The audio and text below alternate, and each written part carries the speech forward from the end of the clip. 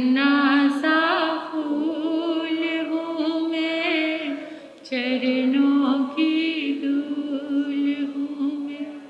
आई हूँ मैं तो तेरे द्वार, गुरु जी मेरी पूजा करो स्वीकार। प्रभु जी मेरी विनती करो स्वीकार। नन्हा सा फूल हूँ मैं, चरणों की धूल हूँ मैं। नन्हा सा फूल हूँ मैं, चरणों की धूल हूँ मैं। आई हूँ मैं तो तेरे द्वार, प्रभु जी मेरी पूजा करो स्वीकार। गुरु जी मेरी विनती करो स्वीकार। हो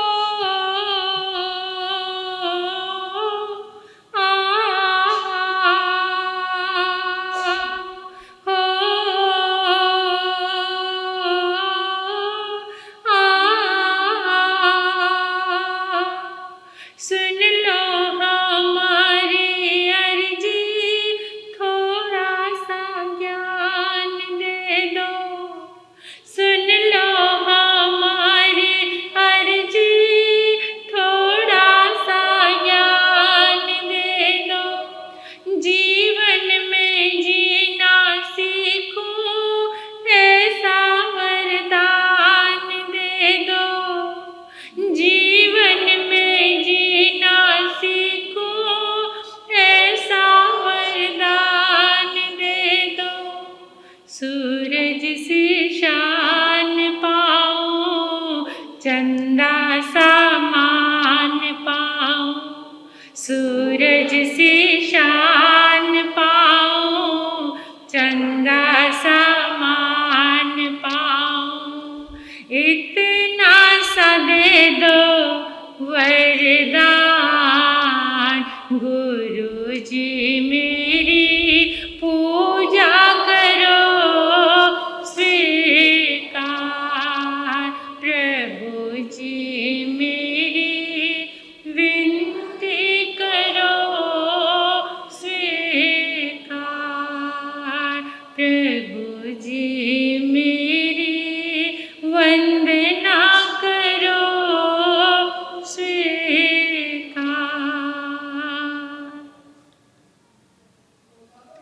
अनंत अनंत मैत्री के मसीहा, दया और करुणा के अवतार परम पिता परमात्मा प्रभु महावीर के चरणों में कोटिश वंदन नमन।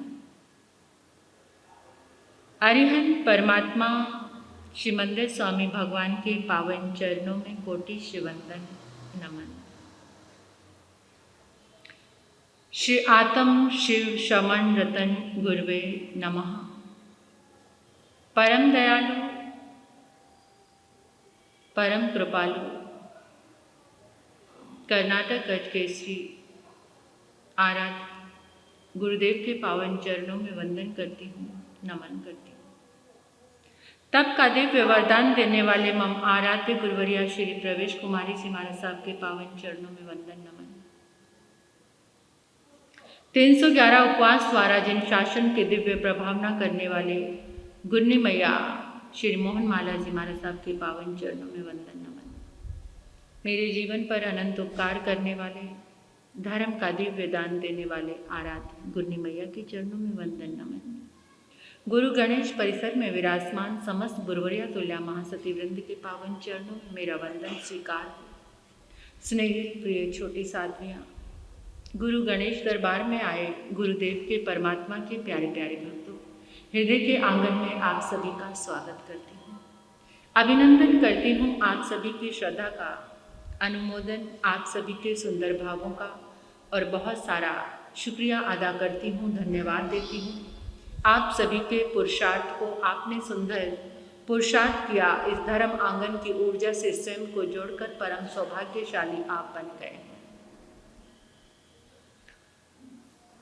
आराधना के अवसर जिसके जीवन में उपस्थित होते हैं वो बहुत भाग्यशाली होते हैं। आराधना, जिन वाणी की आराधना, परमात्मा के वरदानों की आराधना, परमात्मा के सूत्रों की आराधना, सम्यक बोलों की आराधना, जिन वरदानों में जीवन जीने का ढंग मिलता है, मैनेजमेंट का, लाइफ मैनेजमेंट, परमात्मा के सूत्र, जीवन प्रबंधन, जीवन को किस तरीके से जिया जाए, economic management, family management, spiritual management, परमात्मा के सूत्रों में सब कुछ। उन्हीं सूत्रों में परमात्मा के अंतिम चरम शिखर की देशना वरदान श्रीमद् उत्तराधीन आगम के 29वें अध्ययन, जिसका नाम ही सम्यक पराक्रम, पुरुषार्थ करो लेकिन कौन सा सही पॉजिटिव पराक्रम, पुरुषार्थ, मेहनत हर पल कर रहे हैं, लेकिन जिसको करने के बाद तुम थक जाते हो वो नेगेटिव है। जिस करने के बाद तुम शक्ति से भर जाते हो वो पॉजिटिव पराक्रम है। अनंत शक्ति का पुंज तुम्हारे भीतर है, फिर भी टूटे हुए, थके हुए, हारे हुए, परेशान से क्यों रहते हो? क्योंकि जिंदगी का कोई भी कंसेप्ट क्लियर नहीं है। कंफ्यूजन, शंका से भरे हुए हैं, करने के बाद भी श्योर नहीं है कि जो किया है ये सही किया है। जिस दिन करने के बाद भीतर में एक सेटिस्फेक्शन हो तो समझ लेना सम्यक तो पराक्रम, खुशी, तो मुस्कुराने लग जाओ करने के बाद। तुम्हारे भीतर में आह्लाद और प्रसन्नता आ जाए। वही सूत्र हमें जिंदगी जीने का मार्ग दे रहे हैं, जिसमें कल क्या था? वंदना, पांचों अंग झुका के 3 वंदन तो अरिहंत परमात्मा श्रीमंदर स्वामी भगवान को ईशान कोण में जरूर दे देना रोज। भीतर में बहुत आह्लाद उत्पन्न होगा। ईशान कोण में 3 वंदन, भावों से जुड़कर, 5 अंगों को झुकाकर, माथा झुकाना, हाथ टिकाना, घुटने टेकना, समर्पित होकर के और भावों से इतने प्रफुल्लित होकर, मेरा सौभाग्य जागा ना प्रभु, मैं आपको वंदन कर रहा हूं, इतना अवसर मेरे जीवन में आया। ये 3 वंदन आपके ना जाने कितने भवों की श्रृंखलाओं को काट देंगे। वंदना बंधन तोड़ दी। वंदना क्या है? बंधनों को तोड़ती है। और आज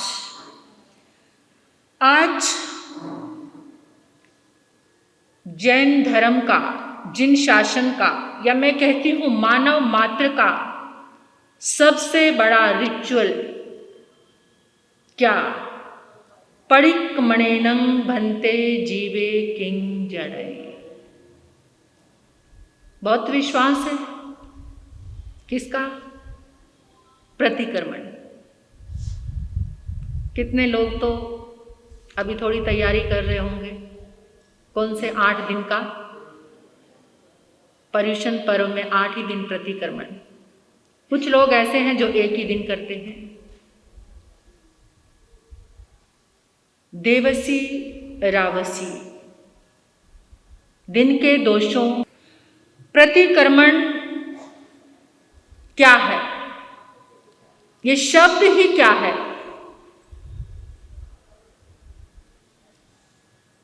अब पहले हम क्या करते हैं, शुरू से ही कुछ लोग कहते हैं कि प्रतिक्रमण करने से भगवान की पूजा हो जाती है। क्या प्रतिक्रमण भगवान का नाम है? पहले तो ये बात अपने दिल से निकाल देना कि प्रतिक्रमण भगवान का नाम है। हमें किसी भी चीज की जानकारी हमारे पास कम है और करवाना ज्यादा है। शुरू से प्राचीन काल से हमें क्या समझाया जा रहा है? करो करो करो, है ना? आप भी बच्चों को क्या करते हैं? करवाते हो। लेकिन जानकारी, जब तक किसी चीज की जानकारी नहीं होगी तब तक करने में मजा, आनंद नहीं आएगा। इसलिए परमात्मा ने एक सूत्र दिया, परमं नाणं तौ दया। क्या? पहले ज्ञान जरूरी है, उसके बाद आचरण। ज्ञान ही नहीं होगा तो आचरण आ जाएगा। आजकल के युवा बच्चे, पहले आप जब उनको कहते हो ठीक है, वो आपकी परंपरा का एक दिन के लिए वहन करने के लिए तैयार हो गए हैं कि संवत्सरी को आ जाएंगे, बच्चे प्रतिक्रमण कर लेंगे, उन शब्दों को सुन लेंगे। लेकिन क्या आप इतने यहाँ तक आ चुके हो कि प्रतिक्रमण के बारे में आप उनको बता पाओ? ये ज्ञान आपने हासिल किया, ये जाना आपने कि क्या है इसका मतलब प्रतिक्रमण? पहले जानना बहुत जरूरी है। कुछ लोग आकर कह देते हैं, महाराज साहब इतना समय हो गया प्रतिक्रमण करते हुए, कोई फल तो मिला नहीं, कोई फल तो मिला नहीं। आपको कोई फल मिला? बूढ़े हो गए प्रतिक्रमण करते करते, कोई फल मिला? प्रधान जी, कोई फल मिला? मेरी माताएं बहनें सब लोग बैठे हैं और बड़ी रुचि है प्रतिक्रमण में और पुरुषार्थ भी करते हैं। कोई फल मिला प्रतिक्रमण करके? बोलो। क्या? कुछ भी? कोई आशा नहीं है। आशा नहीं है फल की, फल की आशा नहीं है। अरे वो वाले फल की बात नहीं कह रही मैं, जो आशा, प्रतिक्रमण से भी क्या आशा करोगे आप? लेकिन उसका रिजल्ट आपके पास आना चाहिए। जो हम क्रिया कर रहे हैं उसका रिजल्ट हमारे पास नहीं आया तो करने का फल क्या समझे आप? ये थोड़ा ना कि प्रतिक्रमण करने से आपके घर में धन धान्य की वृद्धि हो गई, प्रतिक्रमण करने से आपके यहाँ पोता हो गया, प्रतिक्रमण करने से आपकी दुकान अच्छी चालू हो गई। ये सब फल की बात नहीं है यहाँ पर। फल कौन सा? आपकी आत्मा के पास क्या आप स्वभाव में आ गए? क्या आपके भीतर से क्रोध मिट गया? क्या प्रतिक्रमण करने से अहंकार गल गया? क्या प्रतिक्रमण करने से परिग्रह इकट्ठा करने की भावना, लोभ, लालच? स्वयं से भी पूछ रही हूं मैं, आपके साथ साथ अपने आप को भी पूछ रही हूं। मैंने कितनी बार प्रतिक्रमण किया, कितनी बार? मैं खुद से भी पूछ रही हूं, तुम भी पूछो खुद से। ये रोज रोज की रिपीटेशन और इतनी ज्यादा गाड़ी दौड़ाते हो, इतनी ज्यादा फटाफट कितनी तेज दौड़ते हो इन शब्दों को बोलने में। फल क्या? जिस प्रतिक्रमण को करते हुए कोई फीलिंग तुम्हारे पास नहीं आई तो समझो प्रतिक्रमण फीलिंग। ठहरना, वहां पर अंदर लौटना। जो अतिक्रमण हो गया था, सपोज करो भोजन करते हुए आपके मुंह में कोई कंकर आ गया और वो अंदर चला गया तो क्या करोगे? क्या करोगे? कोई बाल चला गया, अंदर तक चला गया, बहुत बड़े वाला बाल, क्या करोगे? उल्टी करोगे उस कंकर को निकालने के लिए। बस यही प्रतिक्रमण है। जो अतिक्रमण हो गया, जो अंदर नहीं जाना चाहिए था वो अंदर चला गया, उसको वमन करना, उसको निकालना, उसको छोड़ना। जो पता है अंदर जाके वो कंकर अंदर चला गया तो नुकसान देगा, वो बाल आपके अंदर चला गया वो आपको नुकसान देगा, आप तुरंत उसको बाहर निकाल रहे हैं। लेकिन हमारे अंदर कितना कुछ हर समय ऐसा जा रहा है जो अंदर को नुकसान दे रहा है। फिर उसको इन रटे रटाए शब्दों से जो आपका डिसऑर्डर हो गया है उसको रीऑर्डर करना ही प्रतिक्रमण। जो आपके अंदर में कुछ ऐसा आ गया है, जो आपसे ऐसी स्खलना हो गई है, जो आपसे ऐसा पाप हो गया है,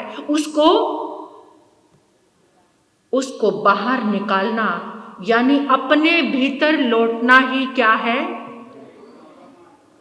प्रतिक्रमण है। अनावश्यक प्रतिक्रमण का नाम क्या है? ये चौथा क्या है? चौथा आवश्यक सूत्र का चौथा अध्ययन है। तो क्या है इसका नाम? आवश्यक। जो कुछ अनावश्यक हो गया है, अनावश्यक किससे? मन से अनावश्यक सोचते चले गए, वचनों से अनावश्यक बोलते चले गए, और काया से अनावश्यक इतना अधिक इतना ज्यादा अनलिमिटेड इंटरनेट मिलता है तो कितना खुश होते हो, है ना? कोई ऐसा ऑफर आ जाता है अनलिमिटेड का तो बड़े खुश है, और दिन रात फिर क्या करना है? इस अनलिमिटेड अवसर का लाभ उठाना है, पूरा दिन फोन चलाना है, डाउनलोड करना है, ये करना है। यानी अनलिमिटेड का 2 दिन का 1 दिन का ऑफर है आपके पास, तो क्या करते हैं? वही सब कर रहे हैं हम, वही सब। इस जिंदगी में भी अनलिमिटेड बोलना, अनलिमिटेड सोचना, करना, उसको आवश्यक में लेकर आना, जो आवश्यक है वही करना, यही आवश्यक सूत्र है, यही प्रतिक्रमण है। अनावश्यक को बाहर निकालना और आवश्यक में आ जाना, यही प्रतिक्रमण है। आज तो प्रतिक्रमण में भी बहुत विविधताएं, मंदिरवासी का अलग प्रतिक्रमण, दिगंबर का अलग, स्थानकवासी का अलग, तेरापंथी का भी अलग होगा। इकट्ठा एक जैसा ही, अलग। क्रोध एक जैसा है, लोभ एक जैसा, अहंकार एक जैसा, और प्रतिक्रमण, और उसमें भी क्या कहते हैं? तुम्हारा प्रतिक्रमण तो क्या इतना सा है, हमारा प्रतिक्रमण तो किसमें उलझे हुए हैं? कभी अपने अंदर सोच कर हिंदी में भी प्रतिक्रमण कर लो। वो जो शब्द रटे हुए हैं उनका ज्ञान आपको पता नहीं है, उसके विषय में आपकी जानकारी नहीं है, लेकिन लोग क्या कहते हैं? हमारे साथ अशातना हो जाएगी। कभी कभार मेरा मन भी होता है, और भी कई ऐसे साधु साध्वी हैं कि जिसको पास बैठकर ये रटने का, मेरी ये भावना नहीं है कि आप प्रतिक्रमण के भाव से कुछ अलग हट जाएं, ये नहीं है। जो बिल्कुल कुछ नहीं करते, कम से कम वो समझ के, क्योंकि ये जो प्रतिक्रमण आज आपके पास है, उस समय ऐसी भाषा चलती थी, उस समय के दोष ऐसे थे, आज सब कुछ बहुत कुछ बदल गया है। उसमें कम से कम जो कुछ नहीं करते, कम से कम बैठकर इतनी सी अपने बच्चों को ये तो बता सकते हो कि आपने मन से कुछ गलत सोचा हो। आपने, जिन्होंने विधि के साथ ये प्रतिक्रमण किया है उनका बहुत अभिनंदन है, लेकिन उसके अर्थ की जानकारी भी आप कम से कम जब प्रतिक्रमण करते हैं तब फीलिंग तो आ जाए, करते करते जब तक आपके पास फीलिंग नहीं आएगी तब तक कुछ भी बदलने वाला नहीं है। जब तक हम उसके साथ जुड़ेंगे नहीं। एक माली ने बहुत सुंदर पौधा लगाया, हर रोज सिंचन कर रहा है। समय आया, वो फलों से लद गया और फिर उसने जिस इंतजार था उसको, फल पक गए और उसने अपने पूरे परिवार को बुला लिया, सबको बिठाया कि आज सबके सामने फल परोसे जाएंगे। अड़ोसी पड़ोसी को भी बुला लिया क्योंकि माली ने बड़े सुंदर ढंग से उसकी देखभाल की थी। और जब जैसे ही सब ने फल चखा तो सब थू थू थू थू थू थू करने लगे। फल एकदम, वो कहते ये फल है या जहर है? उसने कहा इतना कड़वा कैसे हो गया? तो उसने कहा कोई बात नहीं, अगली बार जो फल आएंगे वो मधुर होंगे, मैं अगली कुछ मेहनत करूँगा। तो उसने क्या किया, फलों के वो जो पेड़ था उसके पत्तों को काटना छाटना शुरू कर दिया। फिर फल आए तब भी वो कड़वे थे। फिर उसने टहनियों को काटा छाटा, फिर भी फल आए तो कड़वे थे। फिर उसने पूरे तनों को काटना छाटना किया लेकिन फिर भी फल आए तो कड़वे थे। अब वो सोचने लगा मैंने इतनी मेहनत कर ली लेकिन फिर भी फल कड़वे, कारण क्या है? अब वो बैठकर सोचने, हम सबको समझ आ गई ये बात कि बीज जहरीला था तो फल कड़वे। परमात्मा ने एक सूत्र दिया है, तुम कब से प्रतिक्रमण कर रही हो, आज तक तुम्हारा क्रोध नहीं बदला, आज तक अहंकार भी। इसका मतलब अंदर जो बीज है वो बीज कौन सा है? उस बीज का नाम पता है क्या है? आरंभ, जिससे सारी हिंसा, झूठ, चोरी, अबंब, परिग्रह, सारी ये रुचियां जिसके कारण जागती है वो क्या है? आरंभ। उस आरंभ तक जब तक हम पहुंचेंगे नहीं तब तक उस आरंभ को जानने के बाद ही आप अपने स्वभाव में आ सकते हो। प्रतिक्रमण करने से किस फल की प्राप्ति होती है? प्रतिक्रमण करने से किस फल की प्राप्ति? जिनको ये ज्ञान हो गया फल की किस फल की प्राप्ति होती है। जो भी जीवन में छिद्र आ गए हैं व्रतों में, आपके जो व्रत, जो पचखान आपने लिया, यहाँ तक कि सामायिक की बात भी जब मैंने आपको की थी, सामायिक का जब आप पचखान लेते हैं तो उसमें भी क्या, जब तक प्रतिक्रमण नहीं होता तब तक आपकी सामायिक घटती नहीं है, तब तक आप सामायिक में। लेकिन जैसे जैसे हम अपने स्वभाव में आते हैं, जब ये पता चल गया आरंभ के बारे में जानने से ही आप अपने स्वभाव में आ जाएंगे। 40 साल से पति पत्नी झगड़ रहे थे, 40 साल हो गए थे शादी को, 30 साल समझ लो, 25 साल समझ लो, और पूरा झगड़ा बराबर चालू है। और फिर हमारे पास आकर भी कुछ समाधान मांगते हैं कि महाराज साहब, जब उनसे पूछा कि झगड़े का कारण क्या है, झगड़े का कारण क्या होता है?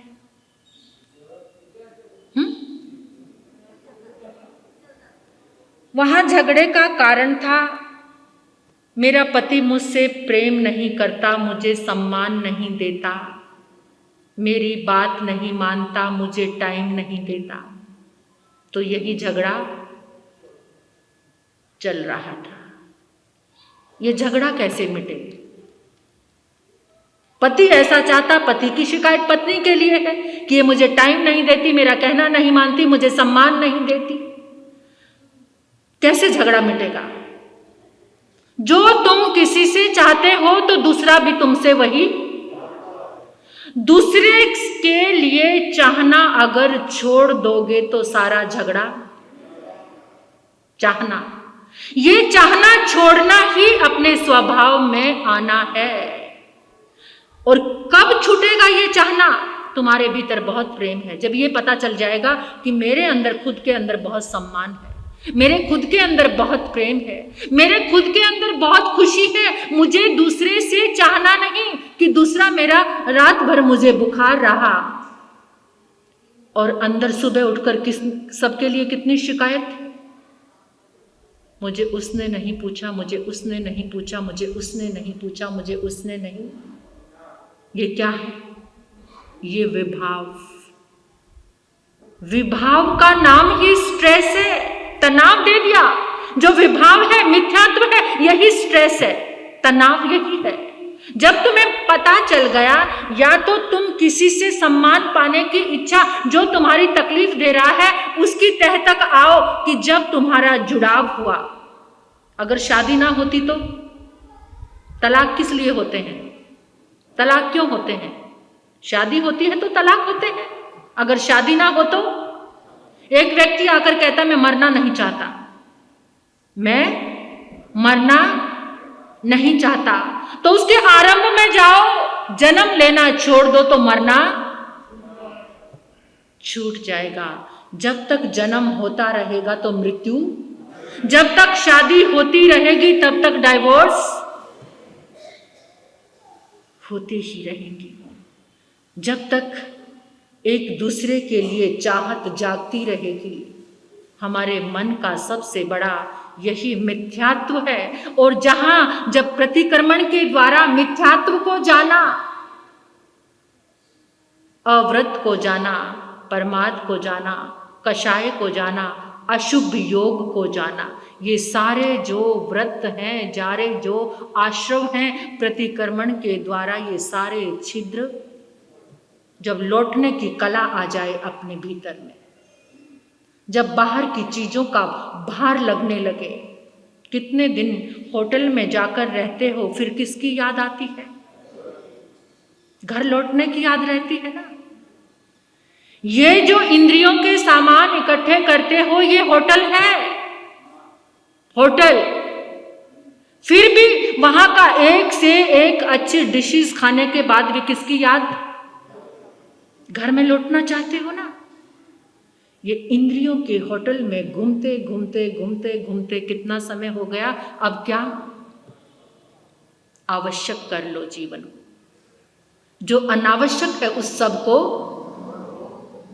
उन सब को छोड़ दो। कम से कम दिन में एक बार सोने से पहले 5 मिनट आंखें बंद करके ये सोचना है। जैसे पहले बही खाते टैली करते थे, आज भी करते हो ना। अपने बिजनेस के सारे रिकॉर्ड्स क्या करते हो? टैली करते हो कि कहां पर ज्यादा। ये जिंदगी का बही खाता सबसे बड़ा है। अगर इसमें शांति पाना चाहते हो तो इसको टैली करो हर रोज सोने से पहले 5 मिनट के लिए, सिर्फ 5, कि कहां कहां अतिक्रमण हुआ है, कहां कहां पर क्रम मीन्स सीरियल वाइज जो कुछ चल रहा है जिंदगी में, वो विभाव में तो नहीं हुआ। अगर वो स्वभाव में है तो वो प्रतिक्रमण है, अगर वो विभाव में हो गया है तो वो प्रतिक्रमण। के लिए ये जानो कि मैं कितना बदला हूं, कितनी फीलिंग आई है और कितना मेरा अंतर चेंज हुआ है। और इसकी भी क्लासेस है। एक एक व्रत में कहां कहां ऊपर उठे हो। आपके स्थूल व्रत हैं, अणु व्रत हैं, वहां कहां कहां पर आप खड़े हुए हो।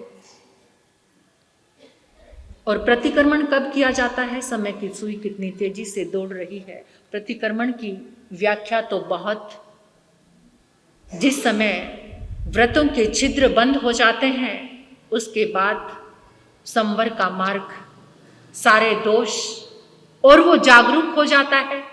8 प्रवचन माता के लिए, वो साधक, वो सभी के लिए है, आपके लिए भी और वो 8 प्रवचन माता को बड़े संभाल कर चलता है, यानी फिर उसके मुक्ति का मार्ग बहुत नज़दीक आ जाता है। तो अभी हमें तैयारी करनी है कौन सी? भिक्षु दया की। उस भिक्षु दया में बैठकर जितना भी अतिक्रमण हुआ है उसका क्या करना है? प्रतिक्रमण। जिनके पास समय नहीं है, कम से कम पाशनाथ भगवान की परंपरा को ही याद कर लो कि जब दोष लगा तभी आलोचना।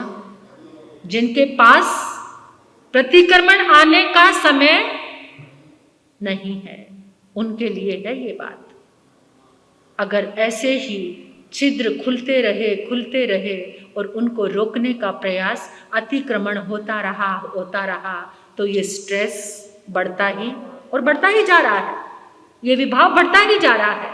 तो अब गुरनी मैया के मुखारविंद से आप सुनेंगे इसी के साथ ओम।